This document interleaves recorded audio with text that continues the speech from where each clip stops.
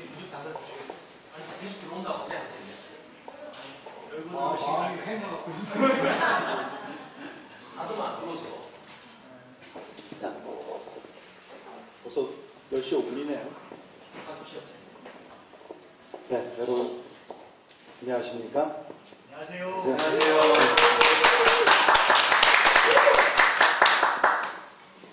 제가 목 감기가 좀 와서 목소리가 어떻게 뒤에 잘 들릴지 모르겠습니다. 제일 뒤에 분 잘 들리십니까? 네. 네. 자, 오늘 친구들 보니까 제 주제가 제대로 맞을지 안 맞을지 모르겠지만 제가 준비한 내용 한번 듣고 말씀을 좀 드려보도록 하겠습니다. 자, 여러분들 반갑습니다.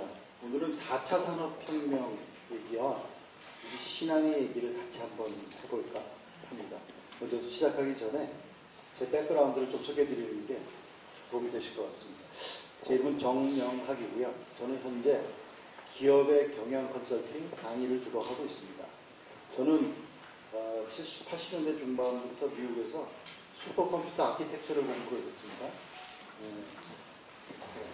그 덕에 시작하면서 뒤에 분들 막 어수선한데요. 젊은 분들 4차 산업혁명 하면 생각나는 게 뭐예요?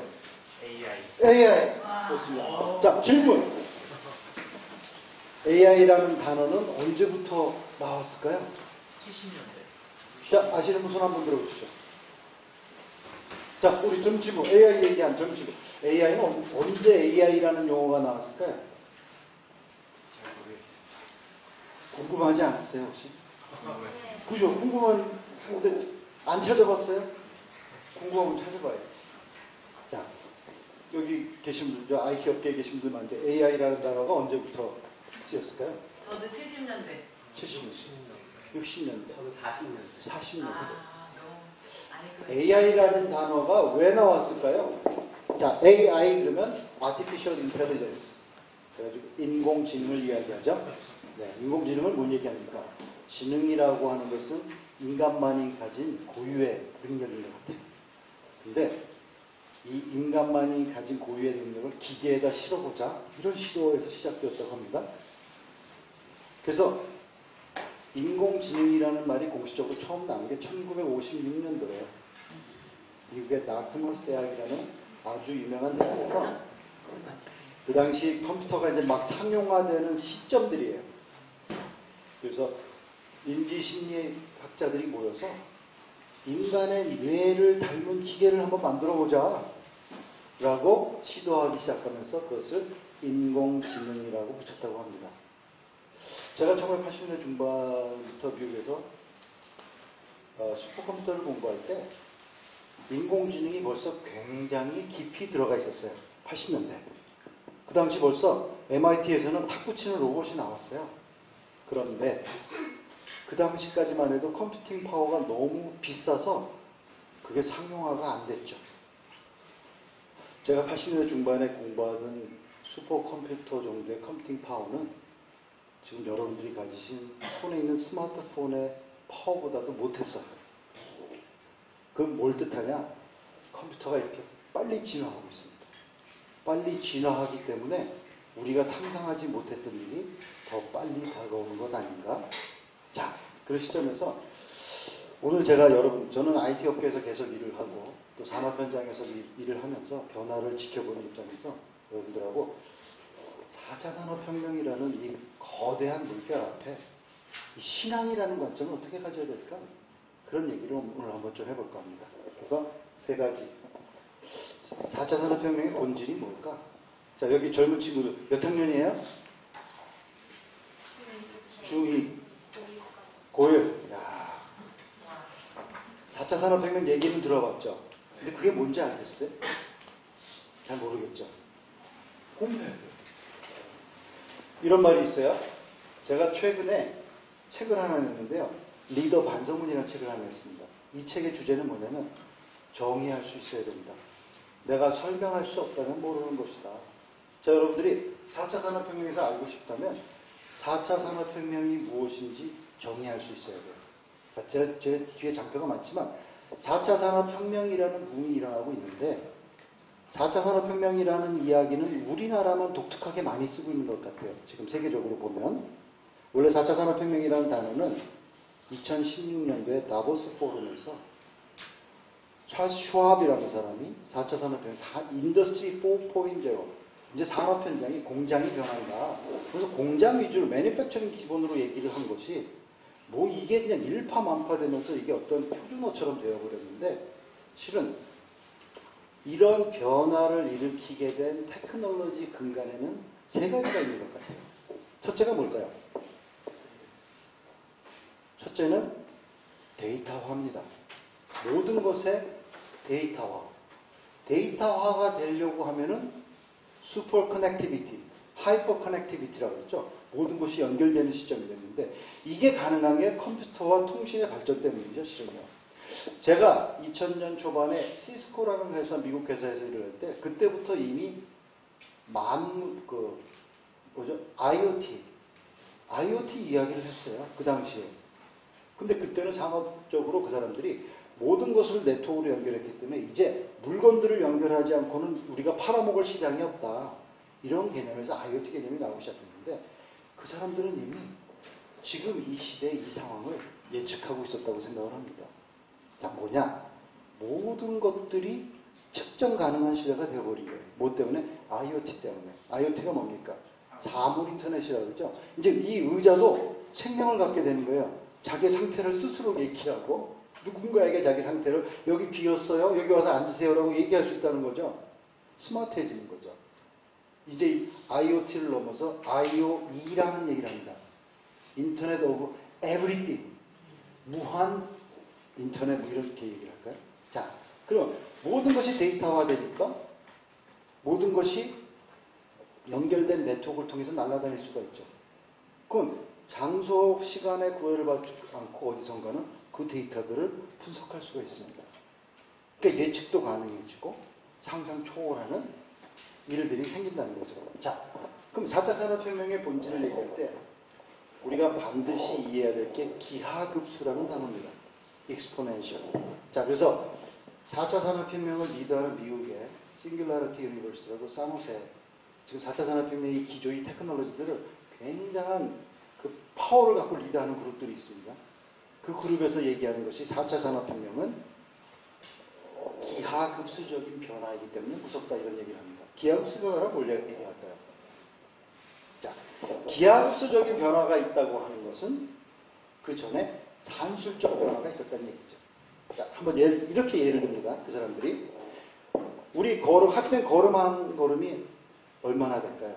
50cm 될까요? 30cm 된다고 보죠. 자, 우리가 그냥 무심코 걷는 게 30cm 정도 됩니다. 10걸음을 걷으면 몇 미터 움직여요? 3미터 움직여요. 자, 만약에 우리가 산술급수적으로 생긴다면 어떤 변화를 한번 줄 때마다 우리가 이 변화에 의해서 30cm 정도를 이동할 수 있다면 10번의 변화가 있으면 3m 정도 이동을 하는 거예요. 그런데 한 30번 정도 움직이면 얼마 될까요? 한 9m? 저 뒤에 벽까지 움직일 수 있을 거예요. 기하급수적인 얘기라는 건 무슨 얘기냐면 한 번 움직일 때마다 충격의 여파가 더블로 움직인다는 거죠. 그러니까 이렇게 되는 거죠. 처음에는 한 걸음이 되지만 이게 1, 2, 4, 8, 16, 32, 64, 128, 512, 1024, 2048. 대단하죠, 제가. 이 정도 외우는 것은 슈퍼컴퓨터를 공부해야 할 수 있어요. 이거 아무나 못해요. 뭐냐? 이렇게 30번까지 가려면 아직 멀었어요. 만약에 우리가 변화할 때마다 이게 더블로 변하기 시작하면 산술급수적일 때 우리가 1m씩 움직이다면 30m를 움직일 수 있었는데 이게 2의 제곱으로 움직이기 시작하면 30번을 쿵쿵쿵 했을 때 지구를 26바퀴를 돌고도 남는 만큼의 거리를 간다. 무슨 얘기냐? 4차 산업혁명의 변화는 기존의 변화와는 비교할 수도 없는 변화가 없다 이렇게 얘기합니다. 자, 그렇기 때문에 이 기하급수적인 변화를 통해서 무엇이 일어나느냐? 융합이 일어난다는 거죠.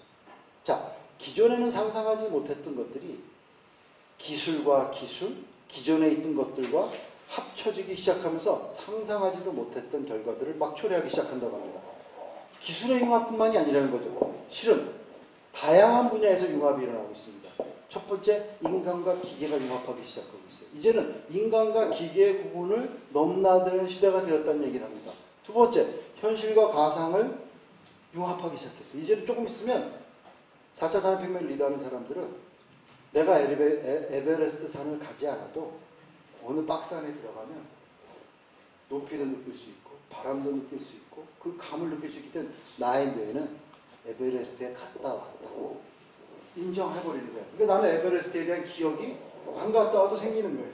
이게 이제 가상이죠. 가상과 현실이 헷갈리는 시대가 되었다.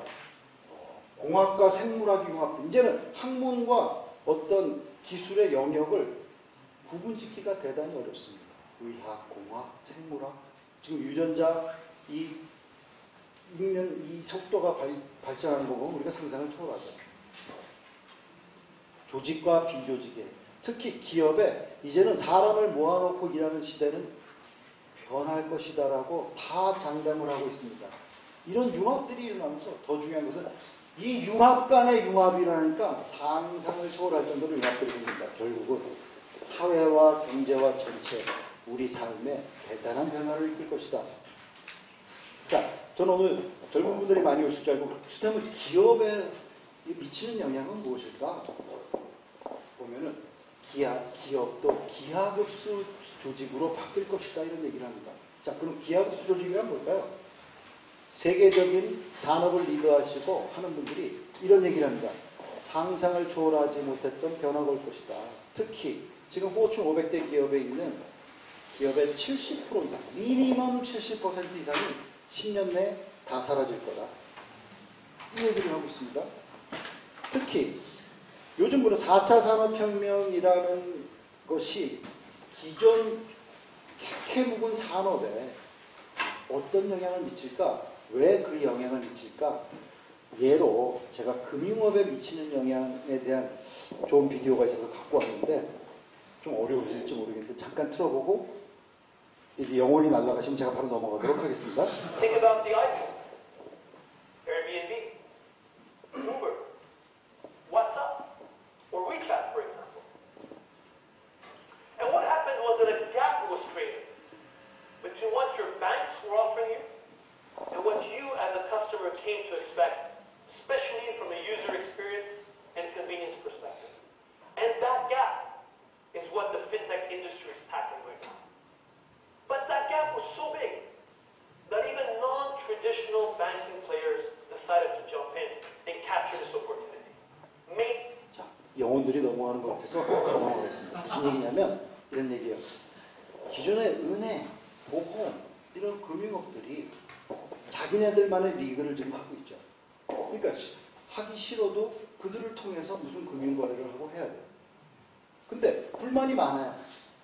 근데 요새 기술이 발달하다 보니까 그 불만, 고객들 하나하나 가진 불만들을 정확히 파악해서 송금하는데 왜 이렇게 환전료를 많이 드리고 송금하세요?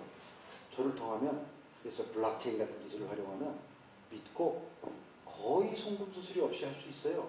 하는 틈을 삐집고 들어와가지고 고객들한테 새로운 맛을 한번 딱 드리면 절대 기존의 비싸고 느린 서비스로 돌아가지 않는다는 거죠. 무슨 얘기냐? 이 사람이 지금 얘기하는 거는 요새 핀테크 기업뿐만이 아니라 새로운 4차 산업혁명의 그 기술이 뭐냐면 결국은 정보예요. 데이터들이에요. 그걸 가지고 고객의 불편한 점을 한번 딱 찍고 쐐기를 받기 시작하면 그게 점점 벌어져서 기존의 기업들은 감히 경쟁할 수 없는 상황으로 몰고 가버려서 거인들을 쓰러뜨리는 시대가 되었다. 결국 거인들을 쓰러뜨리는 시대가 되었다. 그러면서 나타나는 것들이 지금 에어비앤비. 메리엇이라는 회사는 세계 1위가 되기 위해서 100년을 투자한 회사예요. 근데 호텔업계에 호텔을 하나도 가지고 있지 않은 에어비앤비라는 회사가 시가총액을 7년 만에 앞서버렸어요. 우버라는 회사. 택시는 기본적으로 택시를 가지고 택시 면허를 갖고 공공적으로 운영을 하는 게 택시였죠. 근데 택시를 하나도 가지고 있지 않은 우버가 택시업계를 평정해 가고 있습니다. 이건 뭐냐? 세상이 변하고 있다. 자, 그렇다면은 이제는 기업들도 비즈니스 모델을 변화시키지 않고서는 살아갈 수가 없다. 비즈니스 모델이 변한다는 것은 일하는 방식이 변하지 않고는 살아갈 수 없다. 자, 비즈니스 모델이 뭘까요? 우리 학생들 영혼 날아가지 말고 좀 잡아요. 잡아. 이제 여러분 조금만 더 있으면 이게 현실이 되는 얘기예요. 자, 뭐냐? 비즈니스 모델이란 간단하게 생각하시면 이거죠. 우리의 상품을 그 기업들이 어떻게 팔아서 수익을 챙길까? 그 우리 상품을 어떻게 개발하지? 상품을 만드는 방식입니다. 우리 조직을 운영하는 방식이죠. 어떻게 팔아서 판매에 대한 방식이죠. 그 다음에 어떻게 수익을 올릴까? 그렇다면 물건이나 상품이나 서비스를 생산하는 방식을 바꿔야 된다는 얘기고, 판매하는 방식을 바꿔야 된다는 얘기고, 수익의 모델을 바꿔야 된다는 얘기죠. 이게 이제 헷갈려 버리는 거죠. 기업의 근간이 흔들릴 수밖에 없다. 그러면 기업의 근간이 흔들린다는 것은 그 안에서 일하는 사람들의 일하는 방식도 흔들릴 수밖에 없다. 왜? 고객을 놓칠 수밖에 없으니까. 누군가는 흔들리는 가운데 고객을 채간다는 거죠. 자, 그렇다면 지금 이 시대에 나타나는 기업들. 그래서 미국의 싱귤라리티라는 유니버시티라는 데서 조사를 했어요. 최근에 나타나는 이 신기한 기업들.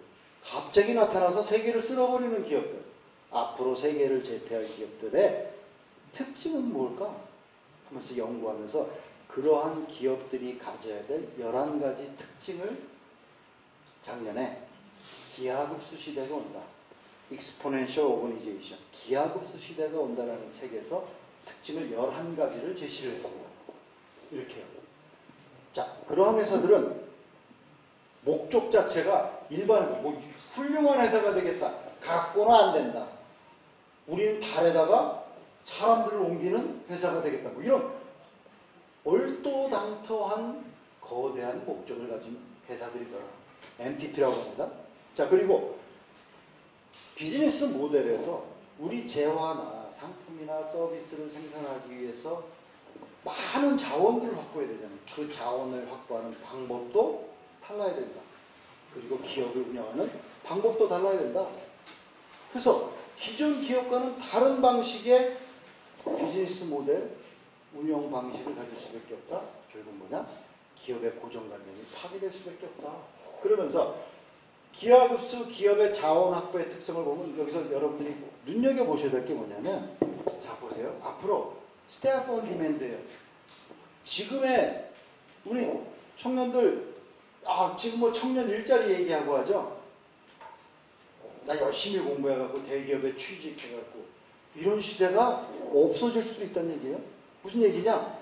사람을 조직에 두고 일하는 시대가 이제는 아니다. 필요할 때마다 사람을 채용해서 쓰는 시대가 돼야 된다. 왜? 그래야 경쟁력이 있으니까. 그리고 세상의 모든 사람들이 어떤 기술을 가지고 어떤 능력을 가진 사람들이 어디에 있는지 알 수 있는 초연결 시대가 됐기 때문에 스태프 온 디맨드가 가능한 시대가 되었다. 자, 중요한 건 뭘까요? 이렇게 오피니언 리더들이 이렇게 얘기하면 세상은 바뀌어요. 왜? 이들이 경쟁력을 끌어가기 때문에. 등등등등. 이제 앞으로는 회사 내부에 머무르지 않겠다. 외부의 커뮤니티로부터 비즈니스를 개발하겠다. 문제 해결 방법론도 이제는 세상에 공짜로 얻을 수 있는 많은 알고리즘들을 통해서 하겠다. 여기 또 중요한 거. 회사에 건물 없고 컴퓨터 두고 이렇게 일하는 시대는 이제 지나갔다. 모든 것을 빌려 쓰고 공유하는 시대가 되었다. 그러면서 또 하나. 우리 직원이라고 안에서만 가두는 게 아니라 외부에 있는 모든 사람들이 우리 비즈니스에 참여할 수 있도록 해야 된다. 기존 틀들을 다 바꾸고 있어요. 이 사람 얘기하는 거 한번 보세요. 이게 다보스 포럼에서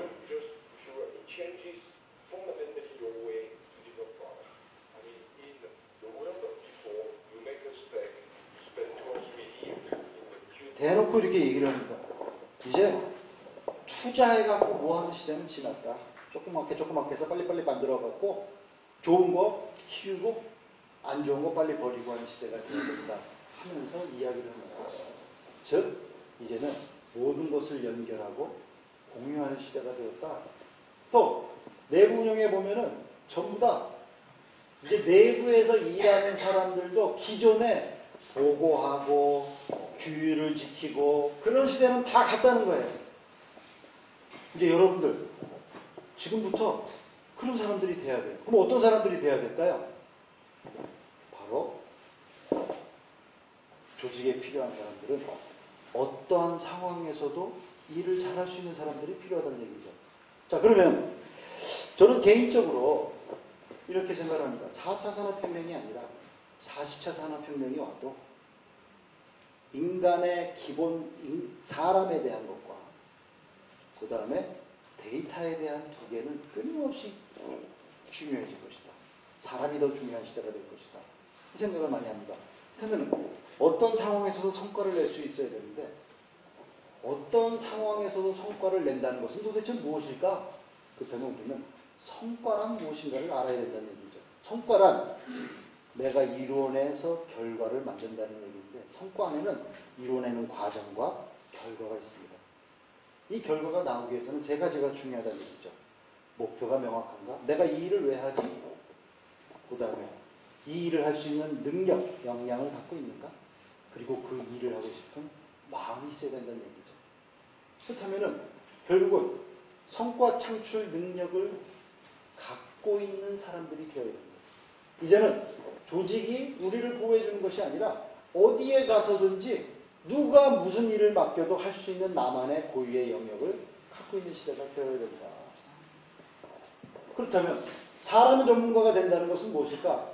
우리가 자 엄마가 공부해 그러면 뭐라고 얘기해요?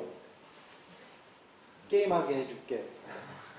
또는 뭐 사줄게. 그런 얘기 안 해? 엄마는 뭐라 그래? 그냥 공부해 임마. 왜 그러면 이놈의 씨 그러지 않죠. 기도하자고 그러시겠지.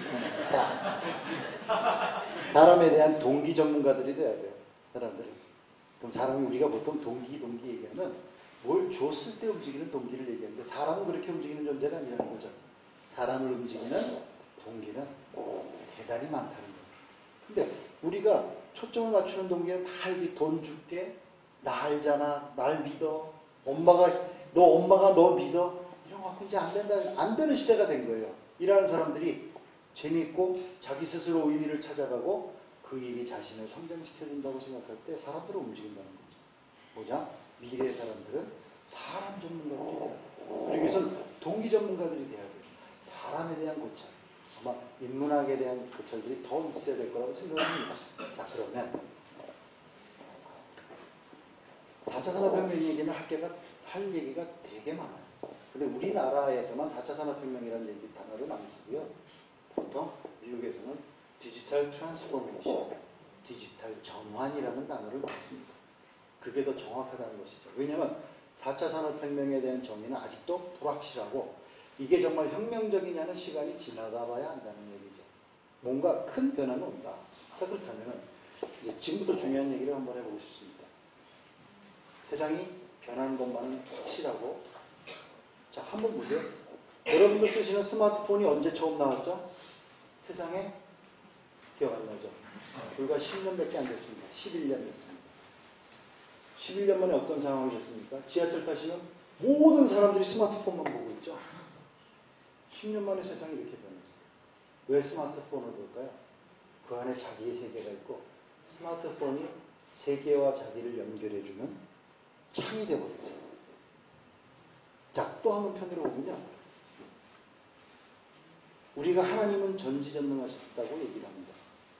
하나님이 전지하신 거 옛날 만약에 100년 전 사람이 나왔을 때 어떤 100년 전 사람을 딱 앞두고 지금 미국에서는 대통령이 탄핵 위기에 있어요. 그럼 뭔 개소리인가 할 거예요. 그죠? 난 다 알아. 그 사람은 모르는데. 나는 어떻게 알아요? 정보를 갖고 있죠. 전지하다는 건 뭡니까? 모든 걸 알고 있다는 거잖아요. 미래도 알고 과거도 알고. 모든 사람들이 이 스마트폰을 통해서 이 정보, 안다는 것의 지식이 엄청나게 늘어났습니다. 실은 그게 가장 무섭고 위험한 요소가 될 수 있겠죠. 자, 그렇다면 이 장표는 제 장표가 아니라 제가 IGM이라는 세계경영연구원에서 2016년부터 4차 산업혁명을 우리나라에 굉장히 리드를 많이 했어요. 그때 기업에 가서 막 강의를 하고 할 때 쓰던 대표적인 장표 중에 하나. 뭐냐면 4차 산업혁명이라는 이 변화를 통해 갖고 세계 간의 융합이 일어날 것이고 이 융합을 통해서 천지가 개벽하는 일들이 일어날 것이다. 이건 그냥 변화가 아니라 천지가 개벽하는 일이 일어날 것이다 이런 얘기를 해요. 그러면서 근데 지금 4차 산업혁명을 리드한다는 사람들의 눈빛과 그 사람들이 얘기를 보면요. 우리 믿는 사람 입장에서 보면 심상치 않습니다. 그 사람들이 얘기하는 걸 가만히 보면요. 이런 얘기를 하기 시작해요. 신의 경계가 무너지고 있다. 자, 이거 뭘 얘기합니까?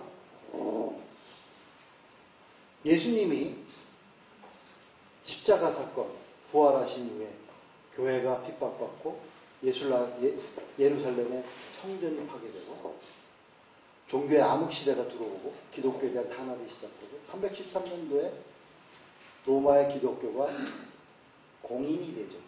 국기는 380년이 됐지만 공인이 되고 590년도에 교황이 나오고 이러면서 세계는 암흑 속으로 들어갔죠. 암흑 속으로 들어갔다가 이 십자군 전쟁 같은 말도 안 되는 이 전쟁들이 일어나고 하면서 세상이 핍박해지고 유럽이 아주 황폐화되기 시작하니까 사람들은 신에 대한 의심을 하기 시작했다 그래요.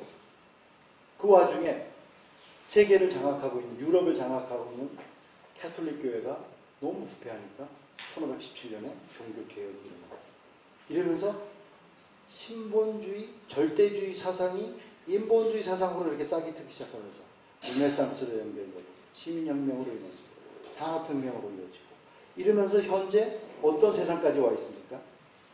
소위 말하는 포스트 모더니즘이라고 그러죠. 자, 포스트 모더니즘 뭘 얘기할까요? 포스트 모더니즘이 얘기하는 게 바로 인간과 신의 경계가 허물어졌다고 얘기하는 것이거든요. 자, 포스트 모더니즘은 모든 사람이 신이 될 수 있다는 얘기라고 해요. 이제 우리는 신의 영역으로 들어갈 수 있다. 그 포스트 모더니즘을 뒤에서 뒷받침해 주는 것이 바로 4차 산업혁명에서 시작인 것 같아요. 저는 개인적으로 그런 생각을 갖고 있습니다. 자, 그렇다면 우리의 질문입니다. 자, 인간이 신의 영역으로 들어간다는 지금의 상황은 과연 성경적인가? 우리 학생들 성경 몇 번 읽어봤어요? 지금 상황이 성경에서도 써 있을까요? 써 있을 것 같아요. 왜? 성경은 모든 걸 담고 있으니까. 그죠? 또 성경적이라면 성경 어디에 써 있을까? 지금 변화를 주도하는 세력은 사단적인가? 인류를 위해서 일하는 수호천사들인가? 또 만일 성경적이라면 이러한 변화에 나는 세상을 단절하고 나를 어떻게 지켜야 하지? 아니면 신앙은 신앙이고 세상의 변화에 적응해야 하지 않을까? 세상 속에서 어떻게 나를 보호할 수 있을까? 세상의 변화에 열심히 적응하면서 신앙을 지켜나갈 방법은 도대체 무엇일까? 등등의 고민이 생길 수밖에 없다고 저는 생각해요. 저도 이 업계를 잘 알고 IT 업계 이 변화를 누구보다도 이해하고 있다고 생각하면서 신앙인으로서 굉장히 갈등. 그 주위에 있는 사람들한테 전할 때 어떻게 전해야 될까? 과연 이 절대적인 이 성경의 가치를 사람들이 이해할 수 있을까? 이해시켜줄 수 있을까? 그런 고민들이 많이 생기는 것 같습니다. 그러면서 자, 우리가 신앙적인 것을 얘기할 때는 철저하게 성경에서 그 답을 찾아야 된다고 생각을 합니다. 그래서 성경들을 쭉 찾아보면서 이런 구절들을 한번 찾아봤습니다. 다니엘서 보면 마지막 때가 되면 사람들의 왕래가 늘어나고 지식이 더하리라. 지식이 넘쳐나리라고 얘기했습니다. 지금 이 시대에 지식이 넘쳐나는 시대에 우리가 들어왔죠. 자, 저기서 얘기하는 지식이 하나님에 대한 지식이 될 수도 있겠지만 인간의 지식이 넘쳐난다고 할 수 있겠죠. 자, 이렇게 지식이 넘쳐나면 또 사람들이 파워를 갖고 있다고 생각하면 나타나는 현상들이 뭘까요? 창세기 3장 보면 최초의 원죄라고 하는 아담이 선과 악을 구분하는 나무를 열매를 따먹을 때 사단이 이렇게 꼬입니다. 네가 하나님 먹지 말라 그랬지? 아니야. 이거 먹으면 눈이 밝아져서 하나님처럼 될 거야. 하나님처럼 될 거야. 이렇게 얘기해요. 자, 창세기 11장 보면 니므롯이라는 사람이 나서 주위에 사냥을 잘하는 용사가 되니까 파워를 얻기 시작합니다. 어떤 현상이 나타나죠? 하늘에 닿기 위해서 탑을 쌓기 시작합니다. 또 이사야에서 보면 우리가 사단이라고 얘기하는 루시퍼가 어떻게 세웠나? 이 사람은 처음에 하나님을 찬양하는 천사장이었어요. 근데 기회죠. 하나님의 묵별 위에 내 자리를 높이리라. 하나님의 자리를 넘보기 시작했다는 거죠. 사랑을 차지하면서. 뭐죠? 인간의 속성을 나타냅니다. 인간은 파워라는 건 뭐죠? 물질적인 파워, 영적인 파워, 지식적인 파워. 이것들이 늘어나면 하나님의 자리를 탐하기 시작하는 게 인간의 본성, 죄성이다. 자, 창세기 3장 10절 보면 그렇지만 아담에게 이렇게 얘기하십니다. 내 평생에 수고하여야 그 소산을 먹으리라. 그리고 베드로전서에 보면 청지기의 삶을 살아야 된다. 세상이 어떻게 변하든 간에 열심히 일하면서 청지기 이 세상 사는 동안 열심히 살아야 된다고 또 얘기를 합니다. 자, 또 볼까요? 마태복음 기사 보면 예수님의 제자들이 물어봅니다. 말세엔 어떤 일이 납니까? 그래서 예수님이 말을 딱 든 게 미혹하리라. 믿는 자들을 다 미혹하리라. 할 수만 있다면 택하신 자들도 미혹하리라. 뭡니까? 우리가 미혹당하고 있는 시대에 있다면 이 시대가 말세라는 얘기가 되겠죠. 그러니까 데살로니가 전서 보면은 그렇지만 예수님이 내가 다시 올 때까지 너희 혼과 영과 육을 잘 보존하라 이렇게 얘기합니다. 또 호세아서 보면 내 백성이 하나님에 대한 지식이 없어서 망한다. 세상에 대한 지식은 넘쳐나지만 하나님에 대한 지식이 없어서 망한다 이렇게 얘기합니다. 그러면서 마태복음에서는 예수님이 이렇게 얘기하죠. 노아가 방주를 지을 때 다 타라고 구원의 방주를 타라고 할 때 사람들은 시집가고 장가가고 자기 먹고 사는 거에 초점 맞추더라. 노아의 때와 같더라. 말세는 노아의 때와 같더라. 사도행전 1장 보면은 오직 성령이 임하시면 너희들이 예루살렘과 온 땅, 사마리아 온 땅 끝까지 내 증인이 되리라. 이게 뭡니까? 내 증인이 되지 않았다는 얘기는 아직 성령이 나에게 임하지 않으셨다고 얘기할 수도 있겠죠. 그러면서 다니엘서 12장 보면 옳은 대로 사람들을 많이 돌아오게 하는 하늘의 별처럼 빛나리라. 자, 제가 처음부터 인간의 죄성 이런 데들을 쭉 찾아본 결과 그러면 어떻게 살라는 얘기야? 이 시대들은 어떻게 살아야 돼? 세상에 휩쓸려 살기도 해야 되지만 세상을 이기면서 살기도 해야 되고 이 세상을 이해하기도 하지만 우리는 하나님에 대한 이해를 더 깊이 해야 되고 그렇다면 신앙인으로서 우리의 가치관을 점검해보는 시대가 되어야 되지 않겠나 이런 생각을 해봅니다. 자, 그렇다면 가치관이란 뭘까요? 가치관이란 나의 행동을 결정짓는 잣대입니다. 가치관이란 내가 무엇을 가치 있게 생각하는가에 대한 관점이에요. 무엇이 중요하고 무엇이 중요하지 않은가에 대한 관점입니다. 자, 그렇다면 전에 아폴로 신을 모시는 델포이 신전에는 신탁에 이런 얘기가 썼대요. 그노티 세아우터. 너 자신을 알라. 뭐죠? 사람들은 자기 자신을 모르고 날뛴다는 얘기죠. 이 너 자신을 알라라는 이 질문에 이 명령에 답을 찾기 위해서 철학자들이 고민하면서 만든 세 가지 질문이 있다는 것이죠. 그 질문이 바로 나의 삶의 의미는 무엇이지? 나는 무엇이 되어야 되지? 어떻게 살아야지? 이것을 우리는 인생의 사명, 비전, 핵심 가치라고 얘기합니다. 자, 그러면 신앙인으로서 가치관이란 도대체 무엇일까? 이렇게 보면 될 것 같아요. 왜 나를 창조하셨지? 나는 도대체 그러면 무엇이 되어야 되지?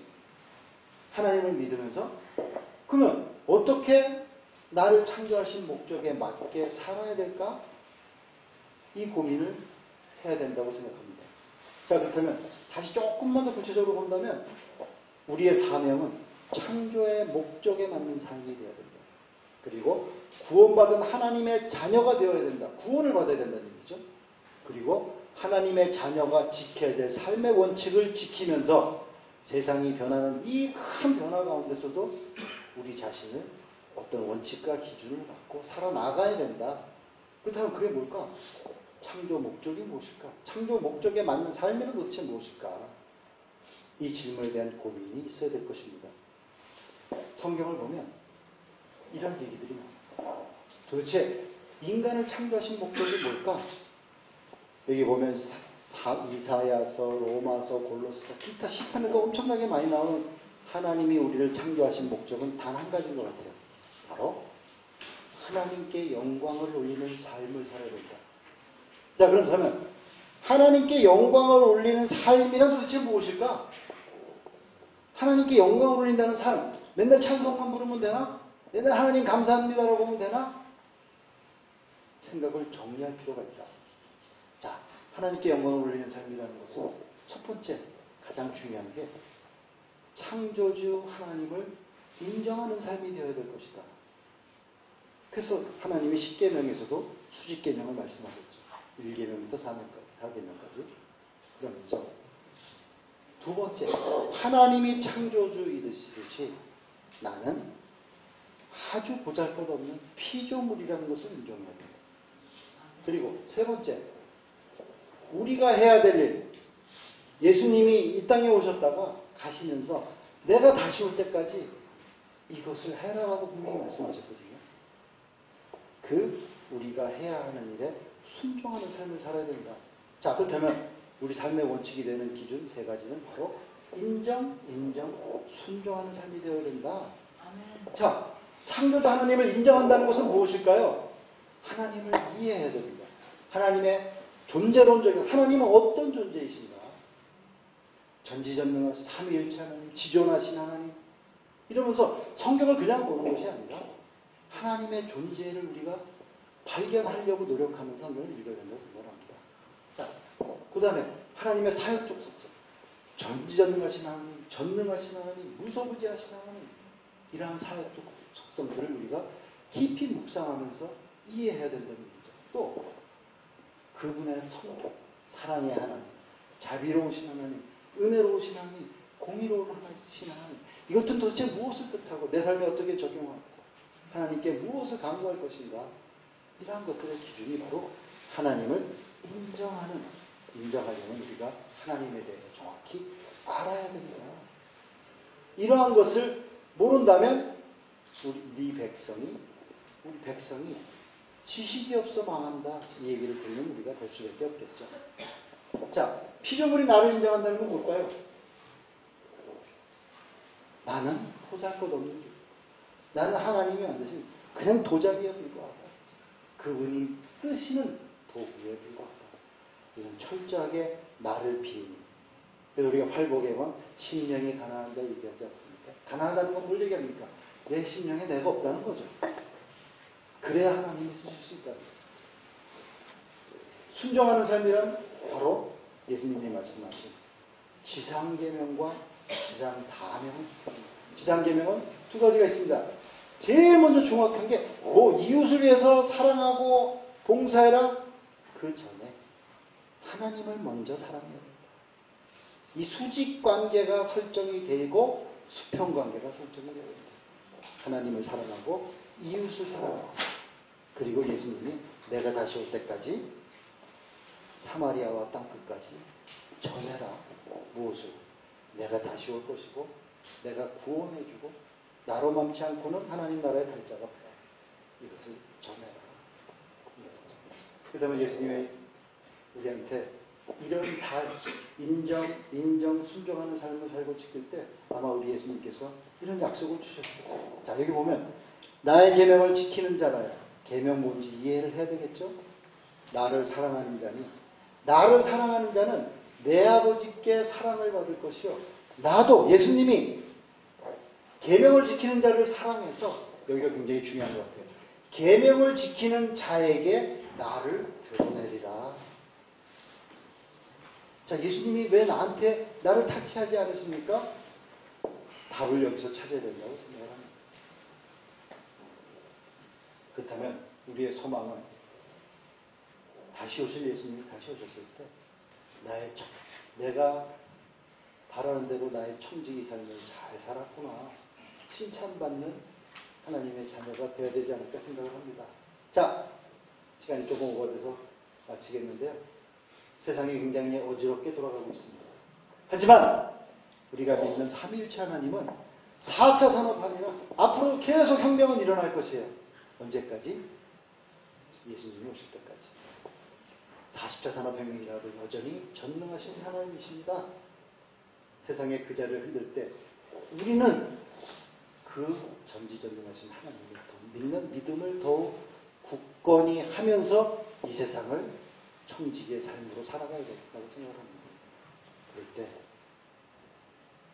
계시록 마지막처럼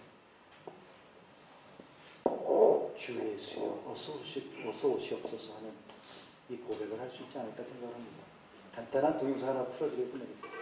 I saw a new heaven and a new earth. I saw the holy city, the new Jerusalem, come down out of heaven from God, prepared as a bride for her husband. Here God lives with human beings, and he will make his home among them. They will be his people, and he will be their God. God with them, and he will wipe away the tears from their eyes, and there will be no more death, no more mourning, nor sadness, nor pain. The world of the past is gone. The Spirit and the bride say, come. Let all who are thirsty come, and all who want it may have the water of life, and have it free.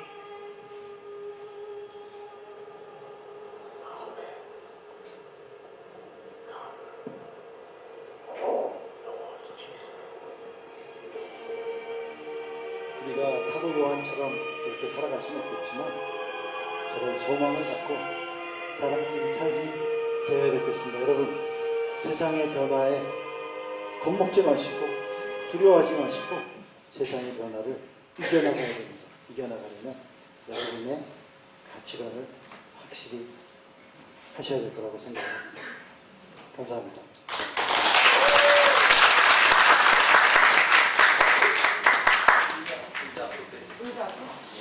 의자들 앞으로.